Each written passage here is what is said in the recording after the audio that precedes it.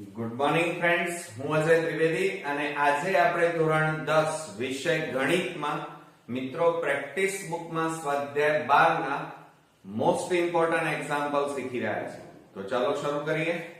મિત્રો છઠ્ઠા નંબરનો આપણે આજે દાખલો જોઈશું અને એની અંદર 14 સેમી ત્રિજ્યા ધરાવતા નળાકાર ના એક છેડે 48 સેમી ઊંચાઈનો શંકુ અને બીજા છેડે એક અર્ધગોલક લગાવેલ છે. નળાકાર ભાગની ઊંચાઈ 22 સેમી હોય તો સંયોજિત પદાર્થની કુલ સપાટીનું ક્ષેત્રફળ શોધો. મિત્રો આપણે અહીંયા ક્ષેત્રફળ શોધવાનું અને આપણને એમ કીધું છે કે નળાકાર પહેલા આપેલો છે તો આપણે પહેલા નળાકાર દોરી દઈએ.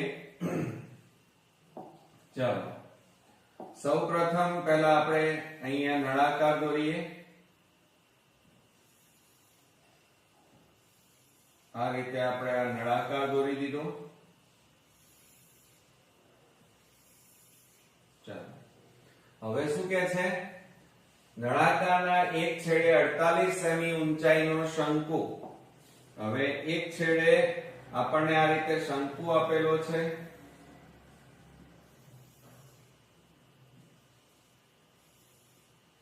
આ શંકુની ઊંચાઈ બરોબર 48 સેમી ઊંચાઈનો શંકુ એટલે અહીંયા આપણને ઊંચાઈ કેટલી આપી છે? 48 સેમી બરોબર. પછી અહીંયા બરોબર ધ્યાનથી તમે જુઓ.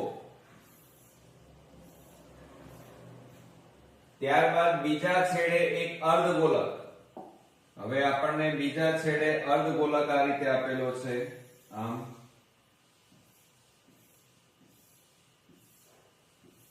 આ અર્ધગોલક. હવે આપણને શું કહે છે? નળાકાર ભાગની ઊંચાઈ 22 સેમી. આ નળાકારની જે આ ઊંચાઈ છે એ ઊંચાઈ આપણને કેટલી આપી છે? 22 સેમી. આટલેથી આટલો ભાગ આપણને 22 સેમી હોય તો સંયોજિત પદાર્થની અને બીજું 14 સેમી ત્રિજ્યા ધરાવતા નળાકાર. એટલે આ જે ત્રિજ્યા છે એનું માપ કેટલું આપ્યું છે? 14 સેમી. અહીંયા આપણે લઈએ આ પણ ત્રિજ્યા કહેવાય અને ત્રિજ્યાનું માપ આપણને અહીંયા આપેલું છે 14 સેમી બરોબર. ચાલો પછી શું કહે છે? સંયોજિત પદાર્થની કુલ સપાટીનું ક્ષેત્રફળ શોધો. હવે મિત્રો આપણી પાસે અહીંયા કુલ 3 પદાર્થો આપેલા છે. એક શંકુ, એક નળાકાર અને એક અર્ધગોલક બરોબર. હવે તમે શંકુની વક્ર સપાટી શોધવી હોય કારણ કે આપણે ક્ષેત્રફળ શોધવાનું છે એટલે શંકુની વક્ર સપાટી શોધવી હોય તો તમારે શેની જરૂર પડે? L ની જરૂર પડે. કેમ? કારણ કે એનું સૂત્ર શું થાય? પાઈ આર એલ. એટલે L એટલે ત્રાંસી ઊંચાઈ કહેવાય અને આ ત્રાંસી ઊંચાઈ આપણને આપેલી નથી અને એ આપણે શોધવી પડે. તો પહેલા આપણે શંકુની વાત કરીએ. ચાલો અહીંયા લખી કાઢીએ આપણે શંકુ અને શંકુની આપણને h આપેલું છે. h બરાબર 48 સેમી. હવે તમે જુઓ એની ત્રિજ્યા r, પાયાની ત્રિજ્યા r અને આ ભાગની ત્રિજ્યા આપણને કેટલી આપેલી છે? 14 સેમી. અને આપણી પાસે શું નથી? L નથી. એટલે પહેલા તમારે L શોધવો પડે. તો આપણે એનું સૂત્ર લખીએ. L બરાબર વર્ગમૂળમાં h² પ્લસ r². આ આપણું સૂત્ર છે બરોબર. L એટલે ત્રાંસી ઊંચાઈ અથવા એને મિત્રો તિર્યક ઊંચાઈ પણ કહેવાય. તો L બરાબર વર્ગમૂળમાં હવે જુઓ h એટલે 48 નો વર્ગ વત્તા r એટલે 14 નો વર્ગ માટે L બરાબર વર્ગમૂળમાં. ચલો હવે 48 નો વર્ગ એટલે 48 ગુણ્યા 48 કરીએ તો 0 4 8 32 3 4 4 16 ને 3 19 88 64 8 4 32 ને 6 38 4 8 ને 2 10 9 ને 1 10 ને 3 13 13 ને 1 ને 1 2 કેટલા આવ્યા મિત્રો 2304 અને વત્તા 14 ગુણ્યા 14 એટલે 196 થાય પણ ગુણાકાર કરી જોઈએ 0 4 એકા 4 4 4 16 4 એકા 4 ને 1 5 તો 9 અને 6 196 આવે તો અહીંયા લખી કાઢીએ 196 હવે મિત્રો આ બેનો સરવાળો કરો 2304 વત્તા 196 6 4 10 9 ને 1 10 3 ને 2 5 કેટલા આવ્યા 2500 ઓકે તો આપણે અહીંયા લખી કાઢીએ આ બેનો સરવાળો આપણને મળ્યો l બરાબર વર્ગમૂળમાં 2500 હવે મિત્રો વર્ગમૂળ આપણે કાઢીએ તો l બરાબર 25 નું વર્ગમૂળ 5 થાય અને આ બે મીંડાનું વર્ગમૂળ 1 મીંડું એટલે ત્રાસી ઊંચાઈ તિર્યક ઊંચાઈ આપણને કેટલી મળી 50 સેમી ઓકે ચાલો હવે મિત્રો બરોબર ધ્યાન રાખીએ તો આપણી પાસે કુલ 3 વસ્તુ આપેલી છે હવે નળાકારની ઊંચાઈ તો એ આપણને આપેલી છે એ લખી કાઢીએ પહેલા અહીંયા લખીએ નળાકારની ઊંચાઈ અને એને આપણે કેપિટલ H લખીએ કારણ કે આપણે ઓલરેડી અહીંયા સ્મોલ h વાપરી નાખ્યો એટલે એકને એક વખત ડબલ વાર ન વપરાય તો 22 સેમી બરોબર અને તમે જોઈ રહ્યા છો કે નળાકારનો પાયો હોય કે મથાળું એની ત્રિજ્યા કેટલી છે 14 સેમી અને એની એ જ ત્રિજ્યા કોની થાય આ અર્ધગોલકની થાય એટલે આપણે અહીંયા લખી કાઢીએ અર્ધગોલક પછી નળાકાર આ ત્રણેય એક જ લાઈનમાં ગોઠવાયેલા છે શંકુ આ ત્રણેયની ત્રિજ્યા બરાબર કેટલી છે 14 સેમી થાય બરોબર મિત્રો ચાલો હવે તમે બરોબર જુઓ તો આપણને શું કીધું છે સંયોજિત પદાર્થ આ આખો જે પદાર્થ છે એને સંયોજિત કહેવાય તો આપણે એનું લખી કાઢીએ પહેલા કે સંયોજિત પદાર્થનું કુલ સપાટીનું ક્ષેત્રફળ કુલ સપાટીનું ક્ષેત્રફળ હવે અહીંયા બરોબર ધ્યાન આપો મિત્રો તો આપણી પાસે અહીંયા કુલ 3 વસ્તુઓ છે શંકુ નળાકાર અને અર્ધગોલક તો અહીંયા આપણે લખીએ શંકુની વક્ર સપાટીનું ક્ષેત્રફળ વત્તા ત્યાર પછી નળાકાર લઈએ તો નળાકારની વક્ર સપાટીનું ક્ષેત્રફળ વત્તા એ નીચે કોણ છે અર્ધગોલક તો અર્ધગોલકની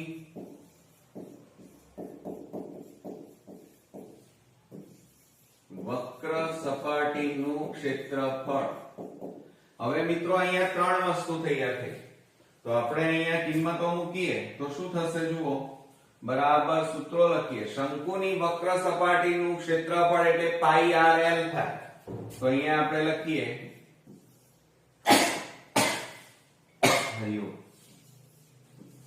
વત્તા નળાકારની વક્ર સપાટીનું ક્ષેત્રફળ શું થાય મિત્રો 2 પાઈ r અને h બરાબર કેટલા લઈએ કેપિટલ H લઈએ બરોબર પછી અર્ધગોલકની વક્ર સપાટીનું ક્ષેત્રફળ અર્ધગોલકની વક્ર સપાટીનું ક્ષેત્રફળનું સૂત્ર શું થાય 2 પાઈ r સ્ક્વેર થાય ઓકે હવે આ ત્રણેયમાંથી કોમન કઈ વસ્તુ નીકળે છે જો પાઈ તો ત્રણેયમાં એટલે પાઈ નીકળે r ત્રિજ્યા ત્રણેયમાં સરખી એટલે એ સામાન્ય નીકળે હવે બાકી શું રહ્યું આમાંથી પાઈ r તો નીકળી ગયા તો l પ્લસ 2 અને h વધ્યા અને વત્તા અહીંયા 2 પાઈ નીકળી ગયા એટલે કે પાઈ નીકળી ગયા એટલે અહીંયા 2 r સ્ક્વેર માંથી r જાય તો r વધે આટલી વસ્તુ હતી હવે એમાં કિંમતો મૂકી દઈએ ચાલો તો બરાબર પાઈ એટલે 22/7 ગુણ્યા r એટલે 14 છેદમાં 1 ગુણ્યા કૌંસમાં l. l બરાબર જો અહીંયા આપણે શોધ્યા પહેલા, અને એ છે 50 પ્લસ 2 ગુણ્યા કેપિટલ H. કેપિટલ H બરાબર કેટલા છે 22 વત્તા 2 ગુણ્યા r એટલે 14 કૌંસ પૂરો. હવે જો અહીંયા છેદ ઉડતા હોય તો ઉડાડી દેવાના મિત્રો. 7 દુ 14 થાય તો બરાબર કેટલા આવે 22 દુ કેટલા થાય 44 ગુણ્યા કૌંસમાં 50 વત્તા આ બેનો ગુણાકાર 22 દુ 44 પ્લસ આ બેનો ગુણાકાર 14 દુ 28 થાય. ક્લિયર? હવે આ ત્રણેયનો આપણે મિત્રો સરવાળો કરીએ. ચાલો તો 50 પછી 44 અને 28 તો 8 ને 4 12 નો બગડો, 5 ને 1 6 4 10 ને 2 12 કેટલા આવે 122. તો બરાબર આપણે અહીંયા લખીએ 44 ગુણ્યા 122 બરાબર. હવે મિત્રો આનો ગુણાકાર આપણે અહીંયા કરી નાખીએ, એ આપણો જવાબ આવશે. ચાલો તો 122 ગુણ્યા 44 કરો તો 0 4 દુ 8 2 4 8 4 1 4 8 8 અને 4 તો 8 8 ને 8 16 8 ને 4 12 ને 1 13 વધી 1 4 ને 1 5. તો મિત્રો અહીંયા 5369 અને અહીંયા આપણે ક્ષેત્રફળ શોધી રહ્યા છે. અને ક્ષેત્રફળ હોય અને સેમી માં છે એટલે એકમ કયો આવશે સેમી સ્ક્વેર આવે. તો મિત્રો જ્યાં સુધી તમને સૂત્રો ન આવડતા હોય ત્યાં સુધી તમે આવા દાખલાઓ નહીં ગણી શકો. તો આ ખૂબ જ અગત્યનો એક્ઝામ્પલ અહીંયા પૂરો થયો. મિત્રો 7મા નંબરનો દાખલો જોઈએ. એક નળાકાર ટાંકી બંને બાજુએ અર્ધગોળક થી બંધ છે. તેની ત્રિજ્યા 2.1 મીટર છે તથા કુલ ઊંચાઈ 9.2 મીટર છે. આ ટાંકીમાં કેટલા લીટર પેટ્રોલ સમાઈ શકે? હવે રકમને બરોબર સમજો. એક નળાકાર ટાંકી છે અને બંને બાજુ શું છે અર્ધગોળક. તો પહેલા આપણે આકૃતિ દોરીએ.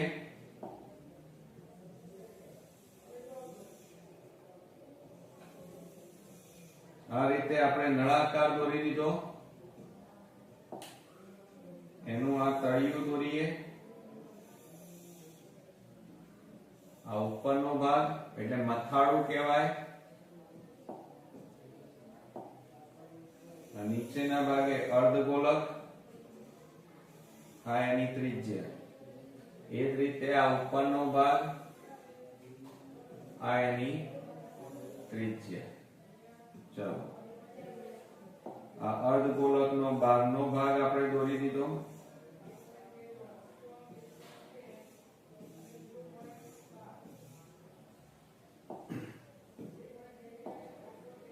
આ નળાકારનો બહારનો ભાગ એટલે વક્ર સપાટી કહેવાય.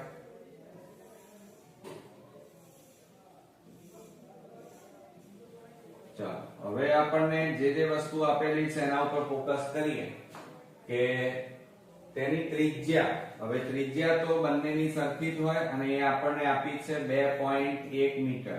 આ પણ ત્રિજ્યા કેટલી થાય 2.1 મીટર. કુલ ઊંચાઈ આપણને આપી છે આ પદાર્થની અહીંયાથી આટલે સુધીની કુલ ઊંચાઈ આપણને કીધી છે 9.2 મીટર. સમજો જરા. હવે આપણી પાસે શું નથી તો નળાકારની ઊંચાઈ. આ ભાગ નથી, આટલેથી આટલો ભાગ એટલે નળાકારની ઊંચાઈ નથી. તો તમારે શું કરવું પડે? કુલ આખા પદાર્થની ઊંચાઈમાંથી એક તો આ જે અર્ધગોળક છે એની આ ત્રિજ્યા એટલે એની ઊંચાઈ કહેવાય. અને એ કેટલી છે 2.1 અને આની 2.1 એ તમારે બાદ કરવી પડે તો તમને નળાકારની ઊંચાઈ મળી જાય. બરોબર. અને બીજું અહીંયા આપણને લીટર પેટ્રોલ કીધું છે. હવે જ્યારે લીટરમાં શોધવાનું હોય ત્યારે હંમેશા આ જે પદાર્થ છે એની ક્ષમતા એટલે કે ઘનફળ શોધવું પડે. ઘનફળને લીટરમાં કન્વર્ટ કરવા પડે, બરોબર, તો આપણો જવાબ મળે. તો આપણને જે વસ્તુ આપી છે પહેલા લખી કાઢીએ કે પાત્રની ત્રિજ્યા બરાબર, બંધ બેસતું પાત્ર છે એટલે ત્રિજ્યા સરખી જ હોય 2.1 મીટર, તથા આ આખું જે પાત્ર છે એ પાત્રની કુલ ઊંચાઈ બરાબર 9.2 મીટર આપણને આપેલા છે. હવે શું કહે છે, આપણે શોધવાનું શું છે, તો આ નળાકારની ઊંચાઈ શોધવાની છે.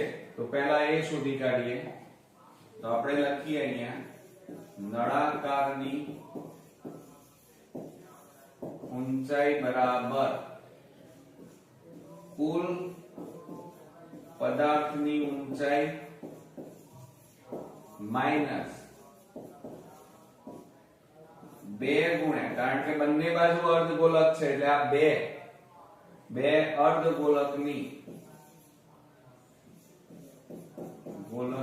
ત્રિજ્યા અથવા ઊંચાઈ, એને ત્રિજ્યા પણ કહેવાય અને એ જ એની શું થાય, ઊંચાઈ,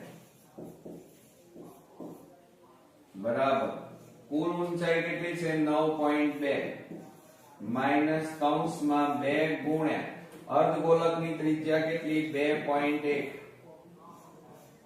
તો 9.1 માઈનસ 21 ગુણ્યા 2 કરો એટલે 21 નું કેટલા થાય 42 એટલે 4.2. હવે બાદબાકી કરો 9.2 માંથી 4.2 બાદ કરો 0.5, તો કેટલા મળ્યા કહેવાય 5.0 એટલે 5 સેમી મળી એમ કહેવાય.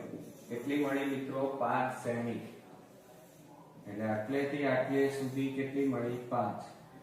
ઓકે. તો હવે આપણે પહેલા તો આ જે બંધ પાત્ર અથવા ટાંકી છે એ ટાંકીનું ઘનફળ શોધવું પડે મિત્રો, બરોબર. તો એ પહેલા આપણે શોધી કાઢીએ. અહીંયા લખીએ આપણે ટાંકીનું ઘનફળ બરાબર એક તો નળાકારનું ઘનફળ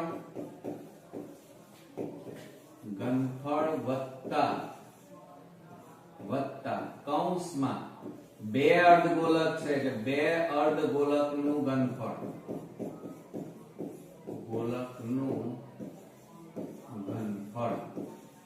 ઓકે. ચાલો હવે મિત્રો આપણે સૂત્રો મૂકીએ. ચાલો, નળાકારનું ઘનફળ એટલે પાઈ r સ્ક્વેર h પ્લસ કૌંસમાં 2 ગુણ્યા, હવે અર્ધગોલકનું આપણને ઘનફળ કીધું છે તો 2/3 પાઈ r ઘન થાય, 2/3 પાઈ r ઘન. ઓકે. હવે જુઓ બરાબર શું થશે, પાઈ r સ્ક્વેર h વત્તા 4/3 પાઈ r ઘન. હવે આ બંનેમાંથી કોમન સામાન્ય સરખું હોય સામાન્ય કાઢો. તો શું સરખું છે, એક તો પાઈ અને r સ્ક્વેર r ની 3 ઘાત એટલે નાની ઘાત સામાન્ય નીકળે તો કૌંસમાં કેટલા બાકી રહે h પ્લસ 4/3 અને આ 3 માંથી 2 ઘાત જાય એટલે 1 r વધે, બરાબર. હવે કિંમતો મૂકી દો. ચાલો, તો પાઈ એટલે 22/7 અને ગુણ્યા r સ્ક્વેર, r એટલે 2.1 એટલે પોઈન્ટ કાઢી નાખો તો 21/10 ગુણ્યા 21/10 ગુણ્યા કૌંસમાં h નળાકારની ઊંચાઈ કેટલી મળી 5, તો 5 વત્તા કૌંસમાં 4/3 ગુણ્યા r એટલે 2.1 પોઈન્ટ કાઢી નાખો એટલે 21/10 થાય. ઓકે. હવે આપણે છેદ ઉડાડીએ. ચાલો, તો આ 7 3 21, આ 3 7 21. ઓકે. તો હવે મિત્રો જુઓ આ 22 3 કેટલા થાય, 22 તારી 66 ગુણ્યા 21 છેદમાં 10 ગુણ્યા 10 એટલે 100 અને ગુણ્યા કૌંસમાં 5 વત્તા જોજો આ 4 ગુણ્યા 7 એટલે 4 7 28 થાય 28 અને છેદમાં 10 પોઈન્ટ કાપો તો કેટલા આવે 2.8 આવે ઓકે ચાલો બરાબર હવે આ બેનો ગુણાકાર કરો 66 ગુણ્યા 21 શૂન 2 6 12 2 6 12 ને 13 6 6 6 8 3 1 કેટલા આવે મિત્રો તો એ આપણે લખી કાઢીએ 1386 છેદમાં 100 ગુણ્યા આ બેનો સરવાળો કરો 2.8 વત્તા 5.0 કહેવાય એટલે કેટલા આવે 7.8 પોઈન્ટ કાઢી નાખો એટલે 78 છેદમાં 10 લખાય હવે મિત્રો આ બેનો ગુણાકાર આપણે કરી નાખીએ ચાલો તો 1386 ગુણ્યા 78 શૂન 7 6 42 નો બગડો વધી 4 7 8 56 4 60 નું શૂન વધી પડી 6 7 તારી 21 21 ને 6 27 નો સાતડો વધી પડી 2 7 1 7 ને 2 9 8 6 48 નો આઠડો વધી પડી 4 81 64 64 ને 4 68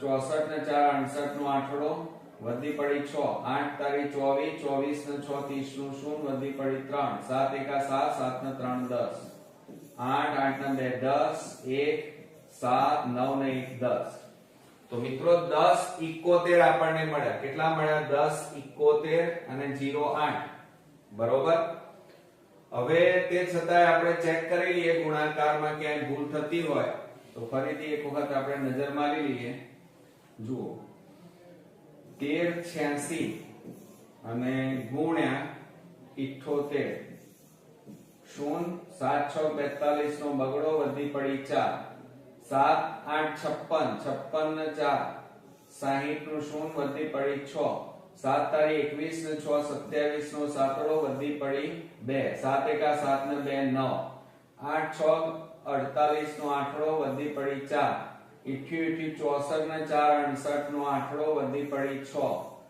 8 તારી 24 24 ને 6 30 નો એટલે કે 30 નું શૂન વધી પડી 3 8 1 8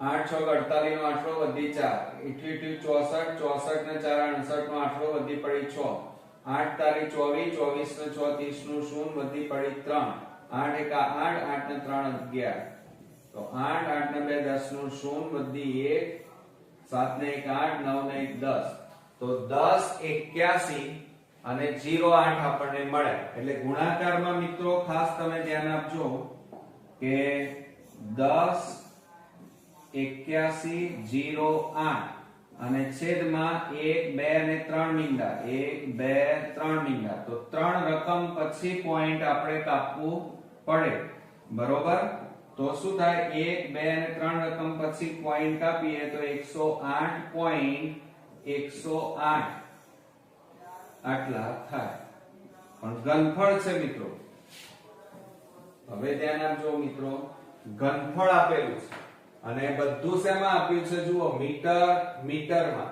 એટલે એકમ કયો લખાય મીટર ઘન લખાય બરોબર હવે શું કહે છે રકમ વાંચવી પડશે રકમ માં શું શોધવાનું કીધું છે કેટલા લીટર પેટ્રોલ સમાય એટલે આ મીટર ઘનને શેમાં ફેરવવાના લીટરમાં ફેરવવાના તો એક ઘન અહીંયા આપણે મીટર ઘન આપ્યા છે એક ઘન મીટર ઘન બરાબર અહીંયા રાખજો 1 મીટર ઘન બરાબર 1000 લીટર આ સૂત્ર યાદ રાખજો માટે આપણી પાસે કેટલા છે 108.108 મીટર ઘન બરાબર કેટલા લીટર તો બરાબર